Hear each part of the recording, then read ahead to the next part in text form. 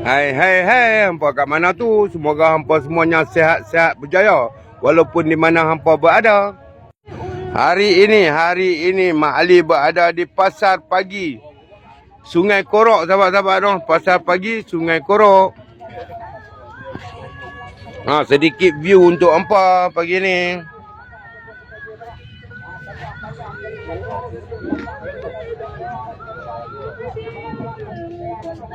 Sedikit view untuk hampa pagi ni. Semoga hampa semuanya sehat-sehat berjaya.